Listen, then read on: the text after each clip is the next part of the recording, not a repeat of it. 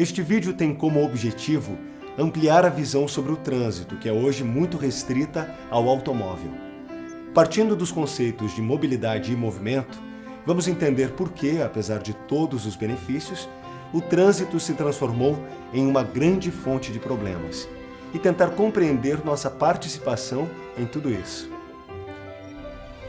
Tudo está em constante movimento. Nosso planeta realiza movimentos harmoniosos durante sua viagem em torno do Sol a uma velocidade de 108 mil km por hora. Nosso sistema solar passeia pela Via Láctea, que por sua vez também está circulando pelo universo. Aqui na Terra não poderia ser diferente. Tudo na natureza se movimenta. Até uma árvore, que parece imóvel, está em constante transformação. Movimento é vida. Movimento, deslocamento, animação, desenvolvimento, ato ou processo de mover-se. Para o ser humano, durante milhares de anos, a única forma de locomoção foi caminhar ou correr. O homem difere dos animais, principalmente pela sua inteligência e criatividade, e foi utilizando-as que ele desenvolveu muitas outras maneiras de locomover-se. E tudo isso evoluiu muito com o tempo. Andar a pé a uma velocidade de um pouco mais de 3 km por hora, podendo apenas carregar algumas poucas coisas, foram limitações inaceitáveis. Foi a utilização de animais que provavelmente promoveu a primeira grande evolução na mobilidade. Animais foram domesticados para serem utilizados como montarias e também para puxar os primeiros veículos do tipo trenó. Graças a isso, foi possível ir mais longe, em menos tempo, transportando muito mais. No transporte terrestre, o segundo grande salto foi proporcionado pela invenção da roda, que se supõe tenha ocorrido na Mesopotâmia por volta de 3.000 anos antes de Cristo. O uso da roda deu muito mais mobilidade aos veículos primitivos com tração animal, como as carroças, que prestam serviços inestimáveis à humanidade há pelo menos 2.000 anos. A tração animal foi a única ajuda que o homem teve por milhares de anos. Mobilidade. Propriedade de tudo que se move ou se desloca e que está sujeito às leis do movimento. Mas tudo isso mudou no século XVIII, quando surgiram as primeiras máquinas a vapor, e junto com elas, um invento que mudou completamente o conceito de transporte, o trem. Os trens equipados com locomotivas a vapor reinaram por 150 anos, possibilitando transportar muitos passageiros e também uma quantidade enorme de carga. Nessa mesma época, as máquinas a vapor também equiparam os barcos e os primeiros automóveis. Foi a invenção do motor a explosão, que ocorreu no final do século XIX, que proporcionou um espetacular desenvolvimento das indústrias naval, automobilística e aeronáutica, que ocorreu simultaneamente com o início da exploração do petróleo em larga escala.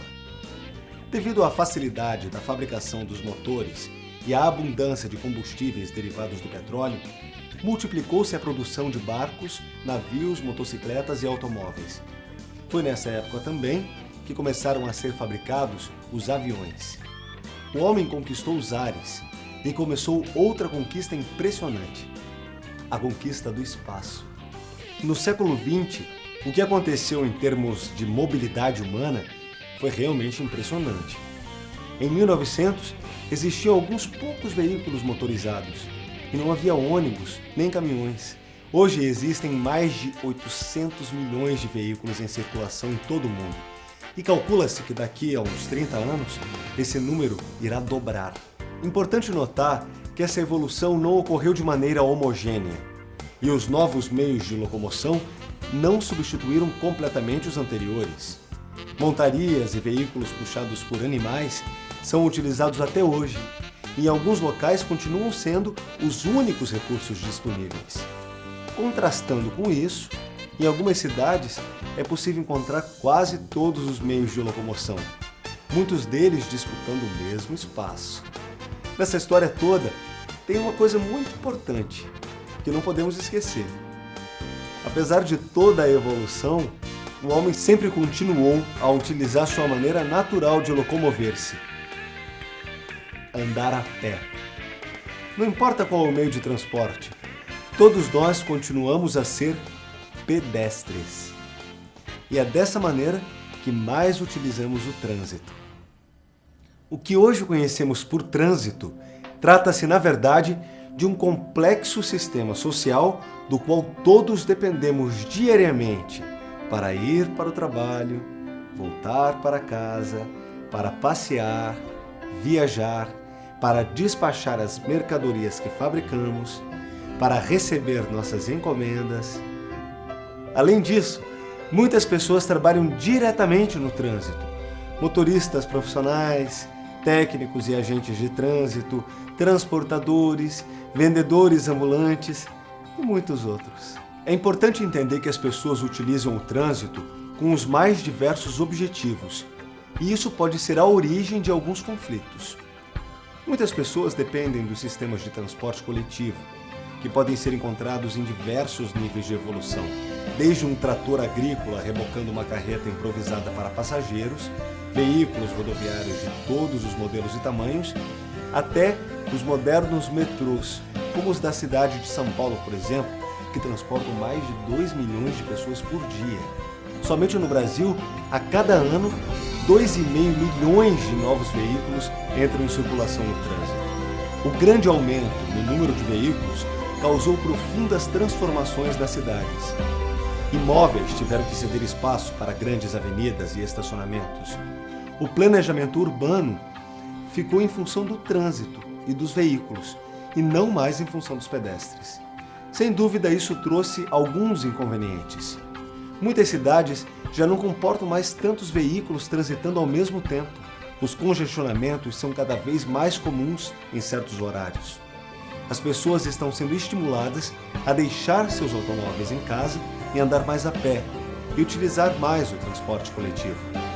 Será que estamos perdendo aquela mobilidade que levamos tantos séculos para conquistar?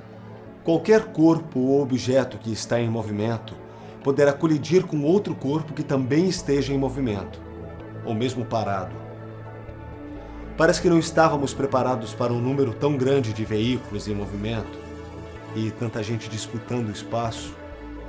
Os acidentes se multiplicaram e trouxeram os piores tipos de imobilidade: invalidez e morte.